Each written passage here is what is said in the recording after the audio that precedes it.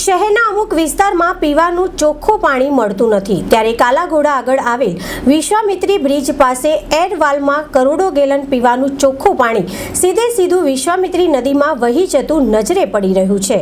વડોદરા શહેરના કાલાઘોડા આગળ આવેલા વિશ્વામિત્રી બ્રિજ પાસે એરવાલમાંથી કરોડો ગેલન પીવાનું ચોખ્ખું પાણી સીધું વિશ્વામિત્રી નદીમાં વહી જઈ રહ્યું છે। બીજી બાજુ વડોદરા શહેરના નાગરિકોને પીવાનું ચોખ્ખું પાણી મળતું નથી, સાથે વડોદરા શહેરમાં ક્યાંક ને ક્યાંક પીવાના પાણીની લાઈનોમાં લીકેજ થવાના કારણે પીવાના પાણી ગટરોમાં વહી જઈ રહ્યા છે। વડોદરા મહાનગરપાલિકાના સ્માર્ટ સત્તાધીશો અને અધિકારીઓની નિષ્કાળજીના કારણે કોન્ટ્રાક્ટરો તેમજ કર્મચારીઓને ખુલ્લું મેદાન મળી ગયું। સાથે વડોદરા મહાનગરપાલિકાના કોન્ટ્રાક્ટરો દ્વારા વારંવાર એક જ જગ્યાએ રિપેરિંગ કરવામાં આવે છે અને તે જગ્યાએ ફરીથી પાછું લીકેજ થાય છે। ત્યારે સામાજિક કાર્યકર અતુલ ગામીચીની માંગ છે કે સત્તાધીશો અને અધિકારીઓ પીવાનું પાણી વહી જતું હોય તેના માટે જવાબદાર જે પણ કોન્ટ્રાક્ટર હોય તેઓની સામે પગલાં ભરવામાં આવે અને જેટલું પીવાનું પાણી વહી ગયું હોય તેના પર નાણાં વસૂલ કરવામાં આવે તેવી માંગ કરવામાં આવી છે। વડોદરા શહેરનો આ કાલાઘોડા વિસ્તાર છે, આ બ્રિજ છે।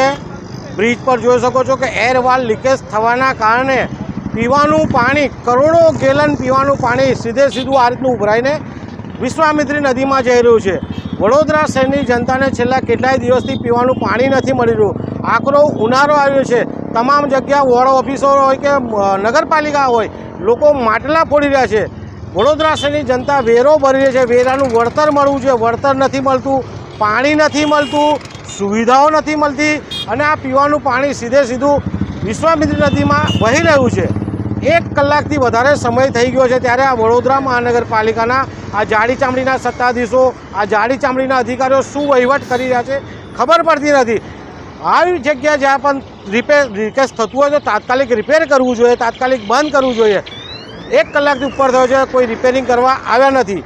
વડોદરા મહાનગરપાલિકાના જાંબાજ કમિશનર મેયરશ્રીને વિનંતી છે કે જે પણ અધિકારી જવાબદાર હોય તેની સામે તાત્કાલિક પગલાં ભરવામાં આવે, સાથે ક્યાંક પણ લીકેજ થતા હોય તો તાત્કાલિક રિપેર કરે અને પાણી બચાવવાનો પ્રયાસ કરે તેવી અમારી માંગ છે।